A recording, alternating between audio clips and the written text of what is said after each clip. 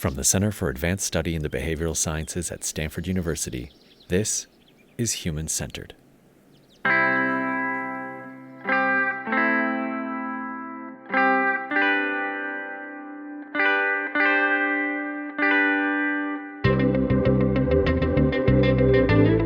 Today, we're going to take a break from our one-on-one interview format to bring you a recent episode from the new CASBS webcast series titled Social Science for a World in Crisis.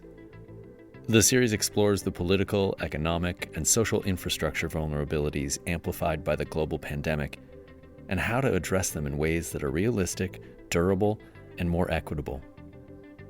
This particular episode was titled America as a Developing Country and features CASBS Director Margaret Levi, Associate Justice of the California Supreme Court Mariano-Florentino Cuéllar, and Stanford political scientist and former CASBS fellow Barry Weingast. The three have an engaging discussion on what we can learn from the political economic development of the United States in the first half of the 20th century. We hope you enjoy it, and we'll be bringing you more from this series as it continues. Without further ado, here is America as a Developing Country.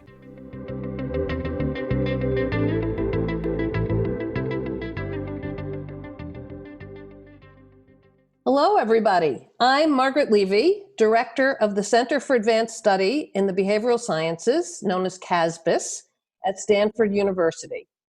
Let me quickly introduce the two panelists.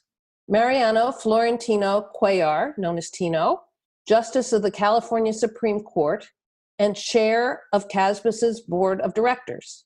And Barry Weingast, the Ward C. Krebs Family Professor in the Department of Political Science at Stanford, and a senior fellow at the Hoover Institution, and a 1993-94 CASBS fellow with me. The three of us will use our findings from an article we recently published in the Harvard Journal on Legislation as a jumping-off point. Our focus today will be on what we can learn from the political economic development of the United States in the first half of the 20th century. Things that we can learn that will help us understand the U.S. and its state capacity today and into the future. In the conclusion to our piece, we stated that the historical tumult that led to the New Deal will feel remote to most Americans. How different our mindsets are just months after publishing this piece. Tumult does not feel distant at all. It's about 5 blocks from where I'm living in Seattle. Let me first turn to Tino for his opening remarks. Tino? Thank you, Margaret, and thank you, Barry. It's really an honor to be on this webcast with the two of you. I've long admired you, and my anticipation of what it would be like to be your co-author has been borne out, and it's been delightful. It's been quite rewarding. I knew both of you well, but I've gotten to know you even better. Let me take a step back and just share two opening thoughts. One is to give you a sense of why we were so motivated to do this project. And then I want to unpack a little bit what I think the three of us mean when we talk about America as a developing country. And appropriately enough, there are three of us co-authors, and there are three subtly different ideas that the title really conveys. I don't think that each one of us represents only one of those ideas. We sort of blend them together, but it will be a useful context for why this project was undertaken, why it's timely, why we are enthusiastic about continuing to work on it. So if you have ever thought in any sort of intellectually serious way about the United States, and many citizens who don't have the bandwidth to think deep academic thoughts would still probably reflect on this reality and find a lot that they would agree with, you'd see that the US is all about contradictions. It's been the primary architect of the global order, has enormous capacity. It's been more influential than any other country in the world. There's no way to tell a story about modern China, which isn't partly about what the US has done in the last 20 or 30 years. And yet it's also replete with limitations that are apparent every single day. So COVID-19 testing, problems with policing, fraying trust in institutions, deeper questions about the basic common project of the country are all over the place. And we wanted to try to write a piece that would help us understand how the US navigated those tensions in the past and how it became the country that it is today. And that led us to think of America as a developing country in three different ways. So in one sense, America is still a developing country in that it's not set in stone. It's changing constantly. Its framework for institutions, its legal system, its response to lingering problems of race and diversity, its economic model, none of this is set in stone. Maybe that's true for every country, but we want to highlight that it's certainly true for the United States. But we also think of it as a developing country because it's had to overcome challenges that confront the classic developing countries we now think about with that terminology, and particularly channeling conflict into institutions and managing violence. And I know Barry will have more to say about that. So there is no US today without having it navigate the stages in some ways that certain developing countries have had to navigate. Finally, it's a developing country in another sense, which is that even amidst all this wealth and power and institutions like Stanford and Harvard and Google and CASBS, there are aspects of our country that are rickety, that are imperfect, that doesn't always deliver the level of excellence and the high expectations that we have of it. And you can see that around COVID-19 testing, race and policing, culture wars not resolved. So that left us with a core problem. And I'll turn it right back to you, which is how do we understand the techniques that were used in politics and the structures that were built in law to turn the US into its current state? And what has that resolved and what has that left as a source of conflict today? Before I turn to Barry to begin to answer that question, Tino, there's a question that has come up from several people through emails, which is, why did we call it America as a developing country and not just the US? And I'm turning that question to you because you're an American from two different parts of America, the United States of America and Latin America, or Central America from Mexico. So it's a totally fair question, and I think it would have worked fine if we had said the United States is a developing country. But look at here, I would say my vice in writing articles is my titles tend to be too long. I still recoil in horror when I look back at the title of, I think, a pretty good article that was one of my very first on money laundering, but it's like a 19-word title. So anything that we can do to cut down the number of words, I'm in favor of. But there's maybe a more subtle point here. I would say if you ask the typical person what country they live in, on the street, they would say, I live in America. They'd say, I'm an American. And that has almost a cultural connotation that is a little bit coarse in some respects, but it's also very genuine. And I think we are trying to tell a story about how the country hangs together for regular people and not just, the story of it as a set of institutions and legal doctrines. Barry, maybe you could pick it up from here. A lot of what we are doing really builds on your work. Sure. Part of what we do is think about development as a process rather than an end goal, as if it's a state like nirvana that one achieves. One never achieves that. There are always new challenges that take apart the success of the past. And in particular, we're looking at the 1930s and World War II, which presented two very different challenges that the United States had never faced before. And it's very useful, I think, to think of the United States as a developing country because we're not used to thinking about the regularity of new problems that come up that have to be solved, such as the COVID virus. We're not prepared for that at all.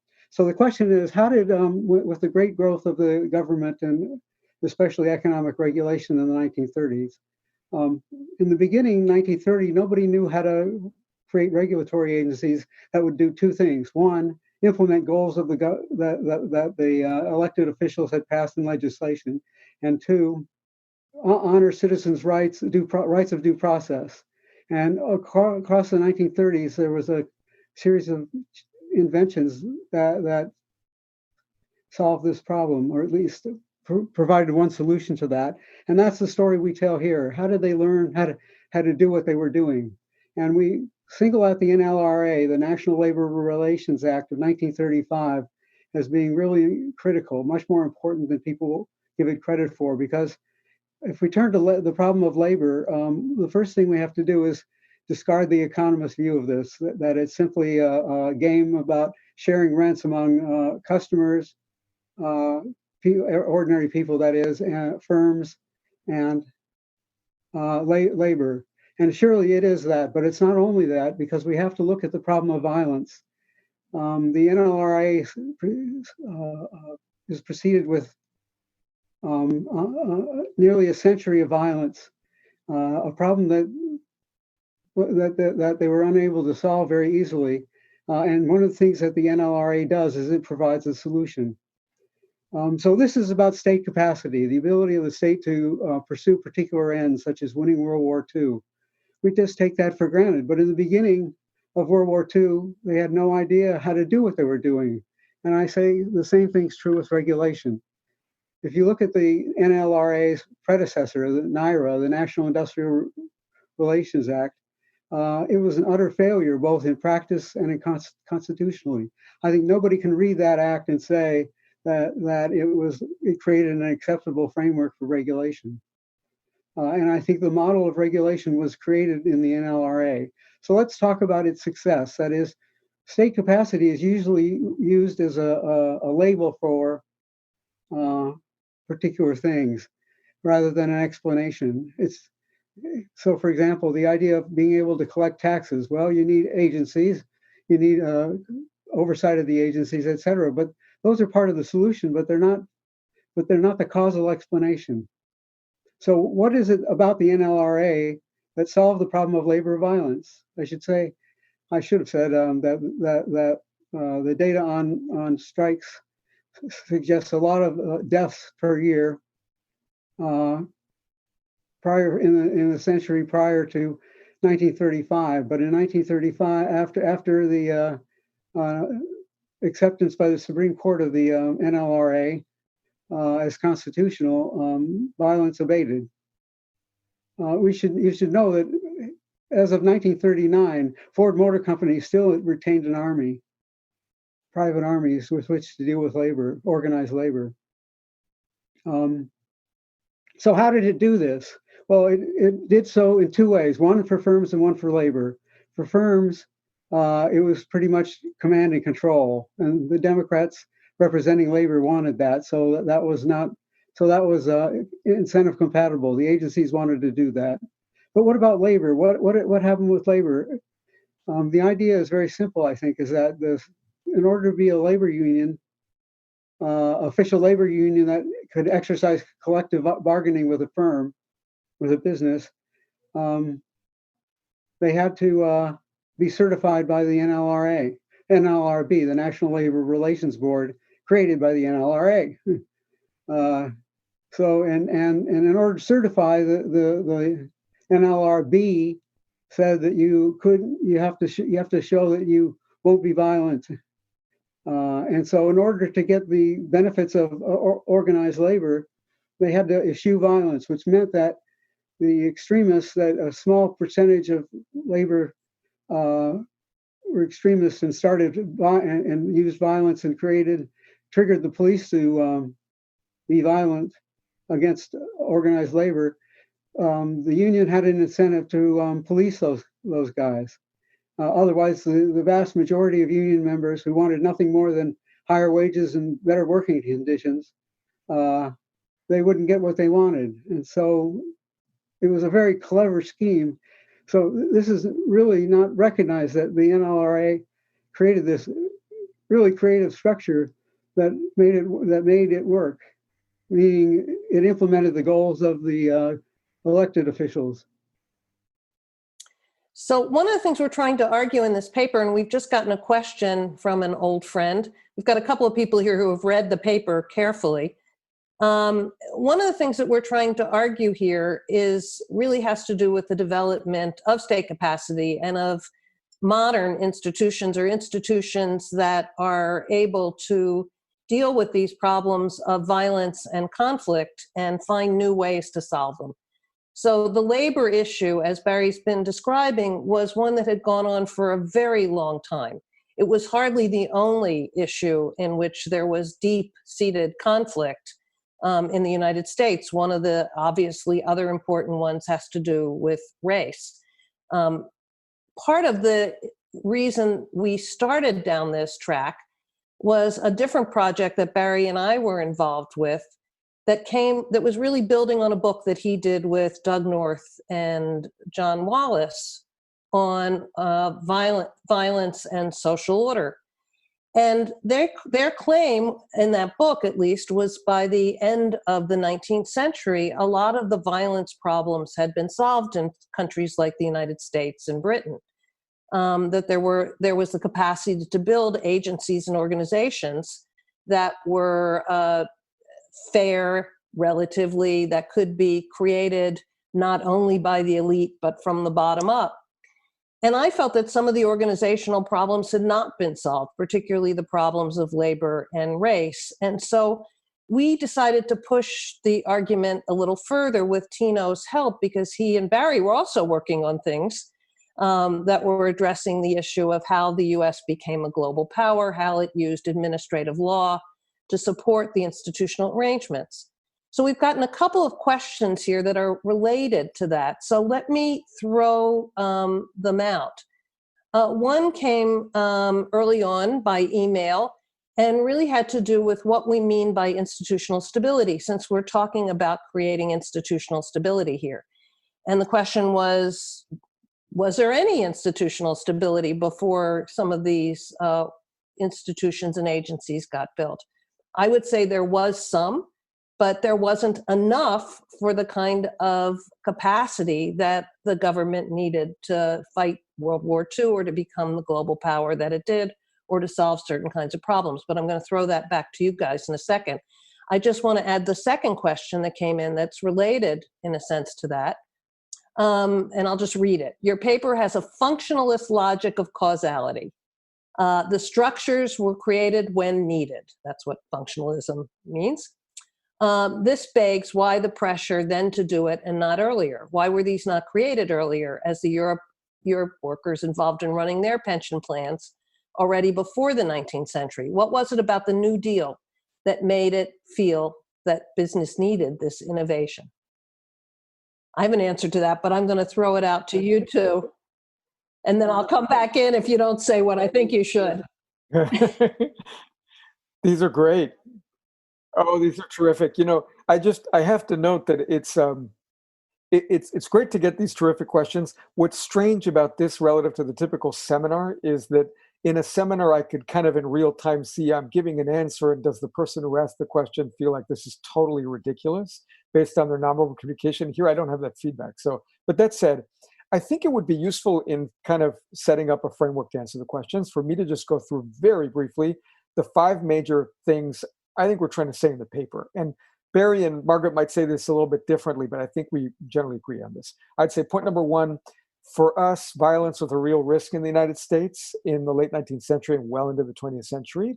And largely on that basis, we reject American exceptionalism and geographic determinism that doesn't confront the question of how do we deal with that risk and reality of violence, the West Virginia Cold Wars, et cetera. 2, there were new institutional arrangements that were built from learning and in response to shocks and risks, the NLRA, war mobilization, the APA. 3, though, it's not just the New Deal. This didn't just happen at the time of the New Deal, but it began 20, 30 years earlier with the events that led up to the NLRA, and then continued afterward with World War II mobilization and the APA. And then 4, it took not only boldness, a la Roosevelt, but also restraint. And then last, it worked well enough to enable the rise of the administrative state and the rise of America as a geopolitical power, but deferred a lot of conflict to the future and kind of swept it under the rug. So let me just take that and focus on one other piece of the question, which is why then? I think we talk around this in the paper a little, but to my mind, there are basically 3 important factors. The first one is on the U.S. is sort of at a geopolitical moment where it is going to have to, in all likelihood, assume a degree of regional and ultimately global influence that takes greater domestic capacity to execute on. So there's that. There is a set of technological upheaval that Barry has really emphasized in some of his work around railroads and around related problems involving antitrust, and how the existing set of understandings we have about state versus federal power begins to break down. And then we see a kind of opportunity that arises from federalism and the decline of corruption of the sort of crass kind that is so predictably capable of undermining institutions that there's no real way to use them in a different way. And that declines for a number of reasons. It never abates completely, but it opens up a set of political possibilities. But the combination of all that combined with greater and greater labor unrest creates just new incentives and opportunities for actors that don't exactly know what to do, but they know it's probably worth doing something differently. Well, I think it's important to add that the other thing that was going on in the 1930s was also on the business side, that business had not been willing to concede to labor in the US. It is a way in which the US is a bit exceptional from some of the European countries, for example. And what happened in the New Deal was that it was an existential crisis for business. The Russian Revolution had not been that long before. There was a very strong communist movement in the US and socialist movement in the US of a very different sort than the way we term those things now.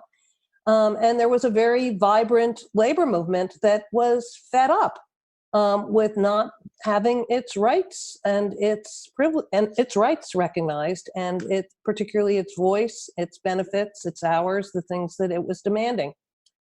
And so the threat to business became very great. The fear of revolution was great. The elections were showing that the population had turned. The FDR votes were very strong. So it really changed the calculation for business. So I think that does distinguish it from Europe, but also explains why now and not earlier. Yes. Barry, do you want to add to that? Yes, I want to address the fundamental question about institutions and what do we mean by stability? The answer is that let's step away from the current context and think of another context. The idea is democracy. Most new constitutions, democratic constitutions, fail, and they fail quickly within a decade around the world. And we have a democracy that's lasted, say, 250 years, not full, obviously, and not meeting the ideals, especially with respect to incorporation and race. But nonetheless, the institutions, at least until recently, have been pretty solid. And so that's what we mean by institutional stability, that the institutions last more than a generation. And so the founding fathers, for example, considered the Roman Republic a failure because it lasted 300 years, but then fell to the Roman Imperium. And I find that hard to take that because there are 15 generations that lived under the Roman Republic as being relatively stable. So the world changes all the time, and so no country is fully stable in the sense of forever. That is perpetually stable, but nonetheless, they are stable in a weaker sense. And I want to play up, if I could, just how Barry's answer and even the question they evoke a depth and sophistication that often eludes my fellow legal scholars and lawyers who I think in some cases think of institutions a little bit too much through the lens of the formal continuity of them, right? We like to talk about the Constitution, for example, as having endured and sort of survived the test of time. But in some ways, you could say our paper is very much about institutional change and evolution, almost more so than about institutional continuity. In a way, there's a degree of continuity that can be overemphasized at the formal level that is secondary to a story of dramatic change and adaptation that we're telling. And to go back to the point of it's not just the New Deal, like the sort of very conventional story of the New Deal being a kind of rupture is one that I think we're trying to nuance a lot more. We're trying to say at the very outset of the 20th century, there were already clear indications that came to be more pronounced during the New Deal that the existing institutional arrangements were kind of failing. And that process of change begins before the New Deal with state-level arrangements around labor, with efforts by governors to accommodate both business and labor. It continues to the New Deal, but well into the New Deal, it's very imperfect and flawed. There's still a lot of conflict with business. There's nothing like the capacity to mobilize on a national scale. That doesn't come until World War II and then continues through the Administrative Procedure Act. And crucially, a lot of these things are deeply enshrined in our norms and institutional structures, but they are not the Constitution. They're actually built around the Constitution. So part of your answer there, Tino, actually responded to a question we just got. Wasn't Pearl Harbor an external shock that helped to mobilize support for expanded subsequent federal responsibility? So the combination of what was going on in the New Deal and then the World War II clearly mobilized support for expanded government capacity. Yeah. For sure. But it takes trust, right? Like it feels to me like part of what we try to get across is that mobilization could have been awfully messy and more rickety had there not been some degree of understanding that expanded federal power under substantial executive control would actually be used in a way that was very accommodational and corporatist. And that was not the only kind of advice that Roosevelt was getting. Right. And I do think an important part of the paper is that one of the things that was almost a discovery in World War II, during the Great Depression and during the New Deal, was the way in which administrative law was used to prop up the larger sort of institution or set of organizations that were created. So it was a layering of rules and processes that began to create the kind of strength that we think of as the institutions and the institutional stability that lasted until quite recently. Yeah, like take the Youngstown case, which is a classic case from not the World War II era, but the era right after the period during which we're trying to understand. So we're talking the Korean War, classic case. Truman tries to take over the steel mills to try to deal with labor conflict. And the Supreme Court effectively says no, although in a very nuanced and intriguing way that continues to haunt the law to this day. But going back to World War II, it was a very common tactic for countries mobilizing for war to just take over industry, to effectively assert national ownership of the means of production or such tight control that you're effectively blurring the distinction between who owns what.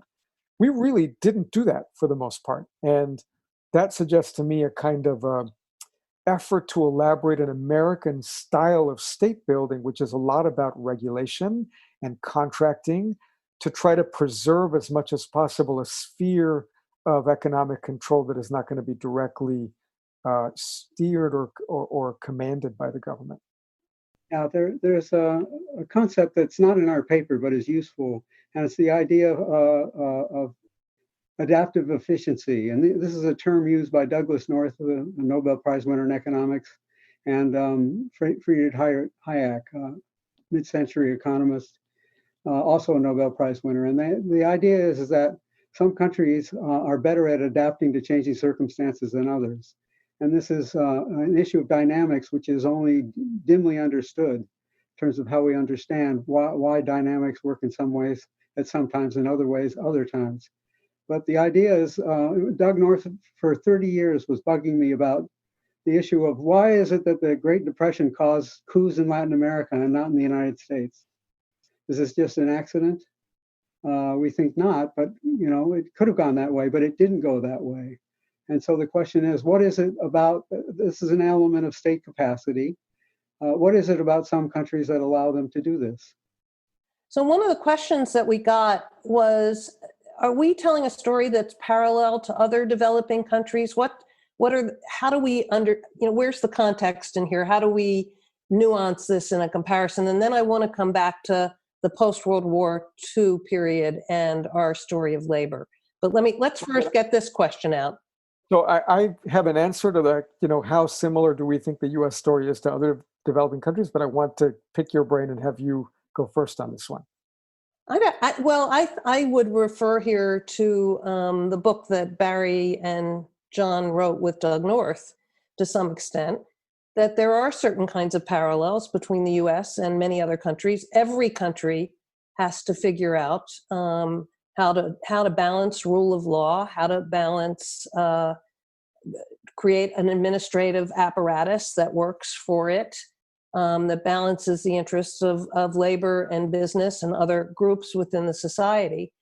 And everyone has to figure out how to produce some kind of growth or flourishing for its population. But the solutions to that will vary from place to place.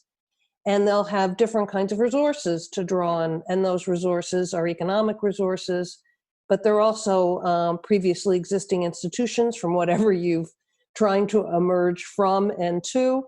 And there are also, because some countries come out of colonialism, some countries don't. Some countries have been conquered, some have not. That creates different kinds of circumstances and conditions for change. Some countries are very poor. They're poor in resources. I mean, we end the paper with a comparison with Argentina, which in 1911, it was hard to tell the United States from Argentina in terms of resources, population, capacities. By the 1980s, it's very easy to tell the difference between Argentina and the US.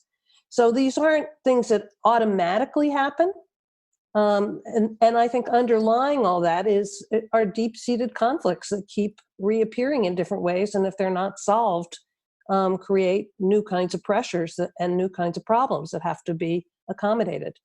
That sounds right to me. I would say that the paper aims to be a little humble about this. And in fact, I think that there's sort of the underlying tone and a lot of our conclusion is to try to be a little measured and careful about how much we think the story of development can be easily narrated and imposed on different countries. And in some ways, actually, we haven't talked a lot about this, but as I reread the paper, one implication of it to me is also a kind of a humility about the Washington Consensus and a reminder that much of what the US sort of has tutored other countries to try to avoid, it faced itself, like degrees of instability, moments of great corruption at one point. We could talk about macroeconomics, but that said, I think to go back to a point you made, at a high enough level of generality, we do think that virtually all countries have to solve the problem of channeling conflict into formal institutions, except in the US context, what's being attempted is actually, imperfect and in some ways breathtaking in its audacity. The US has 60 million more people than Indonesia, 110 million people more than Brazil. And the combination of that scale, diversity, high expectations of government and market performance, the fact we're not an authoritarian regime, makes the place really, really difficult to govern. We have a few more questions here, and we're beginning to get low on time, so I want to get them out. One, we've actually heard from several people, which is that, and I think we accept this as a criticism, is that we have failed to adequately address the politics of the moment in terms of normal politics, like elections. And that the effect of the elections in the 1930s, the 1934 midterms, and especially the 1936 election, clearly had big effects on the capacity of FDR and his administration to carry forward some of the reforms. And I think we should simply concede that. that this paper does not address that. Other work that we have does. Did either of you want to add something to that? Well, I think one of the key factors is Democrats versus Republicans. This is an abidingly, the prior years is an abidingly Republican-dominated era.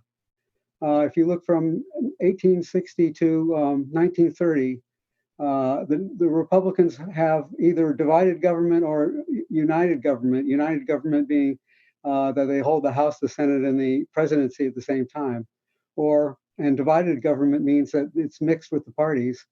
And parties govern best, of course, when they have united government. And the Democrats have united government in only 4 of the 72 years, 36 Congresses, whereas the Republicans have united government in 16 of the 32, plus divided government in another 12, which means that that these are Republican policies being implemented and being able to defend through veto by the divided government because they hold one house of Congress. And so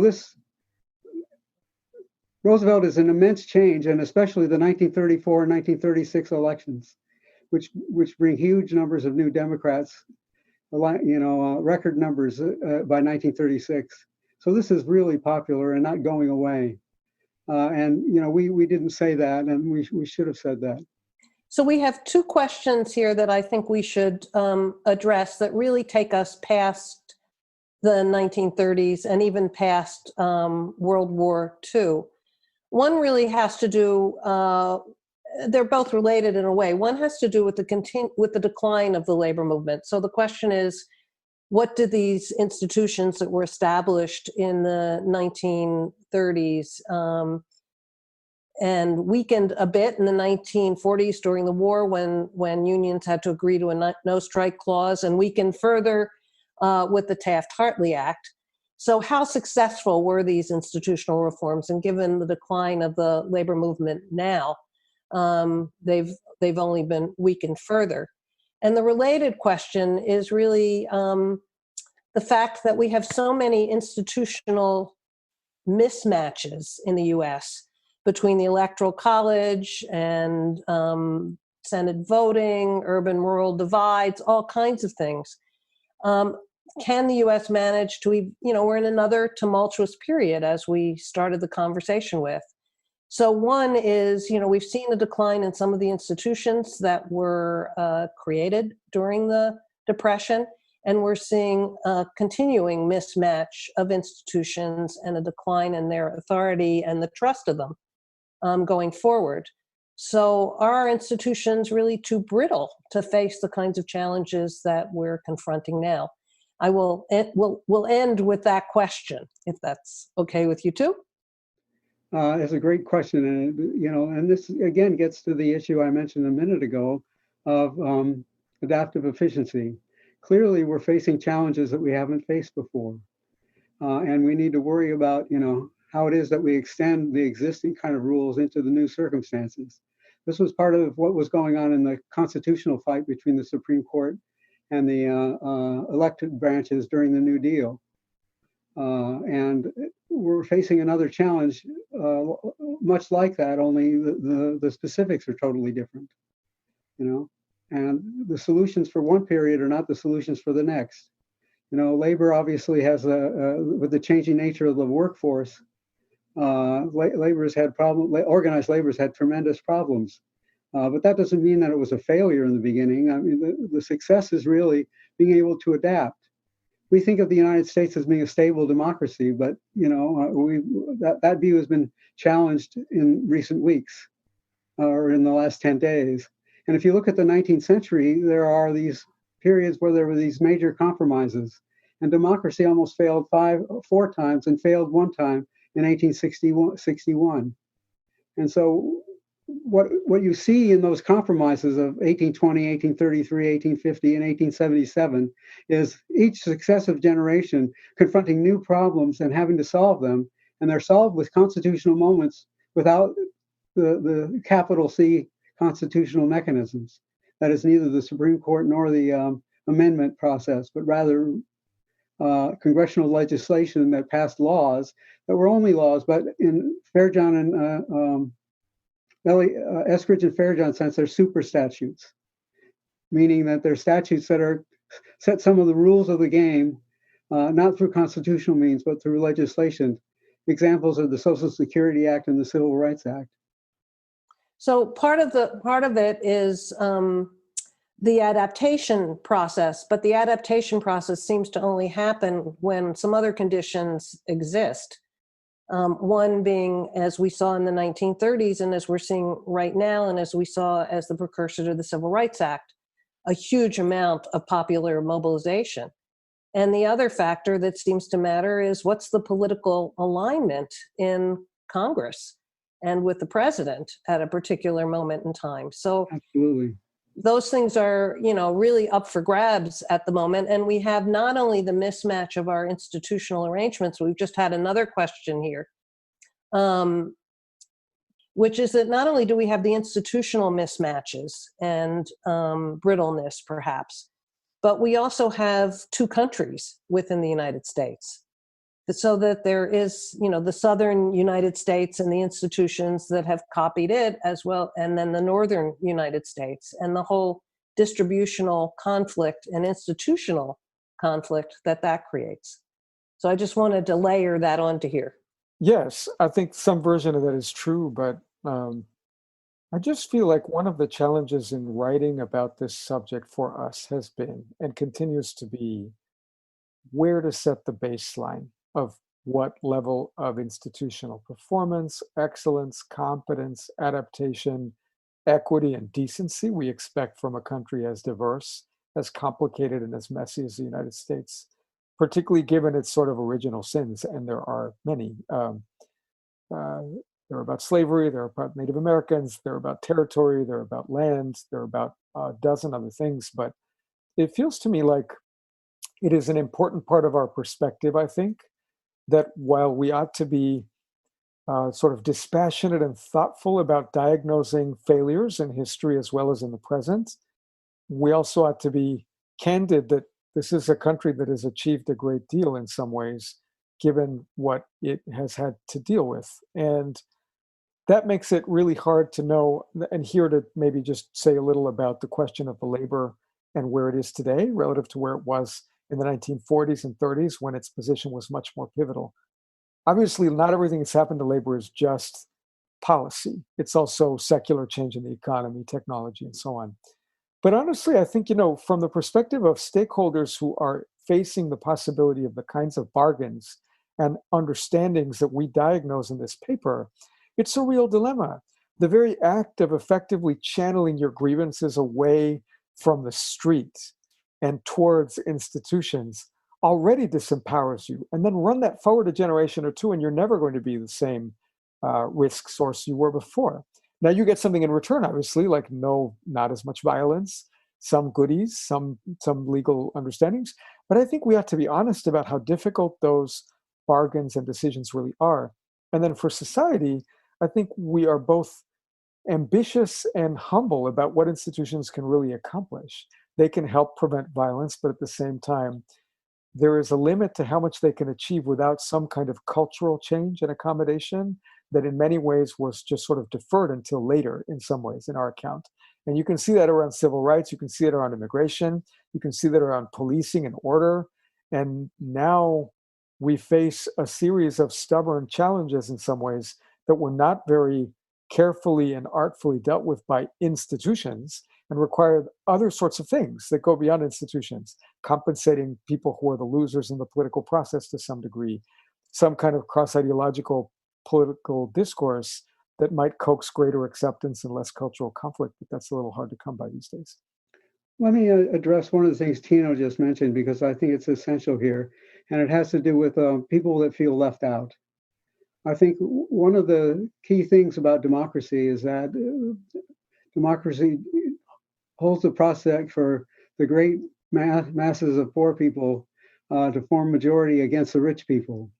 And one of the things about incorporation, increasing incorporation, has to do with people that feel that they're not part of the system and may use violence, whereas the ability to compromise and include more and more has something to do with the stability of the market economy we have, and that we can't take that for granted. We live in an era where many rich people feel that they earn their wealth, and of course there's an aspect in which that's true, but they also earn their wealth in a system that allows for corporations to do that.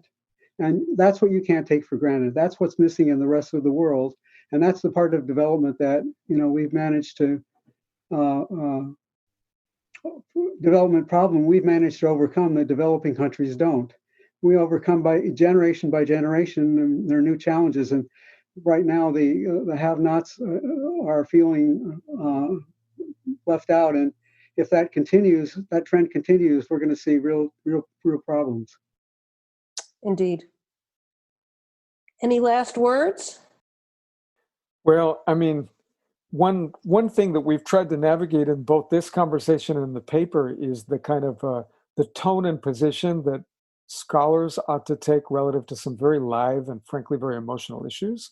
And I think this is not unfamiliar to me from my life as a scholar, but to some extent my life as a judge. I would say we are mostly about trying to reinterpret some of the story that has brought us the current contours of the United States and its powers, its structure, its political logic, its economic logic.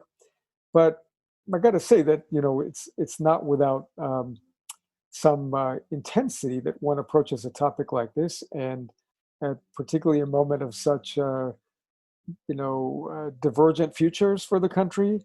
It's just striking to me how much of the process of figuring out where we're going is about institutional change as well as stability, but how much of it should maybe also honestly be about how that concept of institution, however capacious we want to make it, doesn't fully encompass everything that goes into political conflict or cultural outlooks and values. And some of that is going to have to get worked out with a set of norms that maybe are, some are in short supply, but others will have to be fashioned and reinvigorated at a very fragile moment.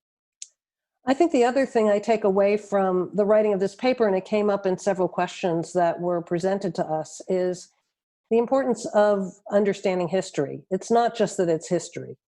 It's also telling us about how we got into the circumstances we are in, what the kinds of constraints are that we're currently facing that come from the past, but also the conditions under which institutional change is possible and how difficult it sometimes is to achieve, but not impossible.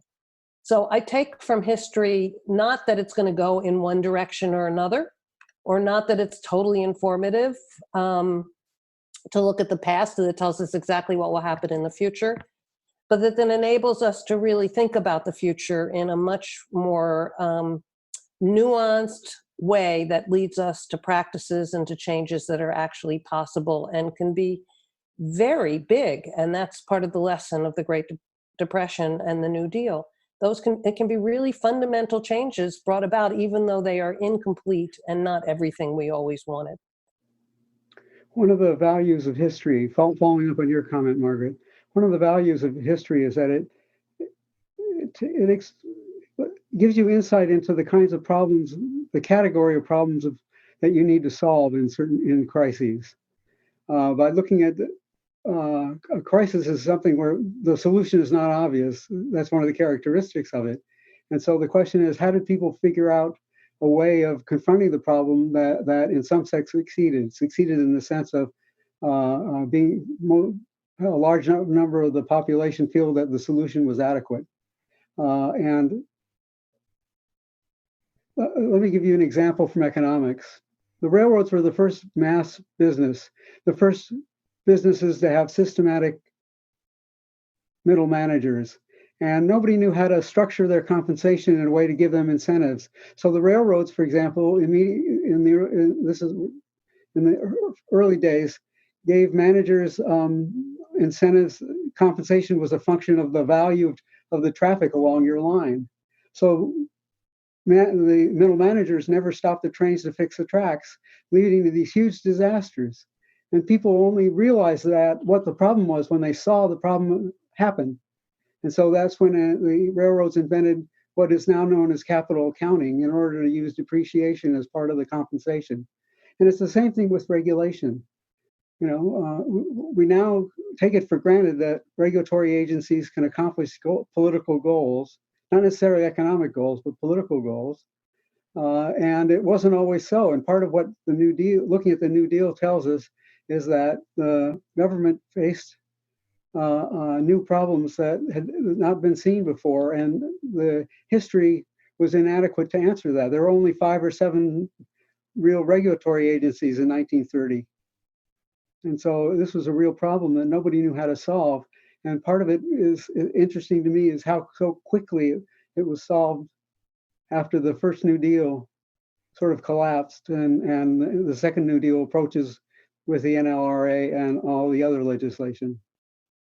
In what Barry says, there's a really crucial point, which is one way to understand some of what we're trying to narrate is the story of how the United States takes a set of conflicts that are playing out in so many different spaces and places, different areas of geography, on the streets, inside the factory floor, from neighbor to neighbor and so on, and channels them into a set of institutions that are quite familiar And in many ways, they're kind of anodyne and more boring. So the curriculum, from a curriculum perspective, it sort of moved from political science to law, right? And in some ways, the progression continues. And here, I don't want to ascribe this idea to Barry and Margaret. They may disagree with me, but I would say it then moves from law to like economics almost, as you get these sort of like policy experts and, classical microeconomists and whatnot trying to just make sense of policy problems in cost-benefit terms.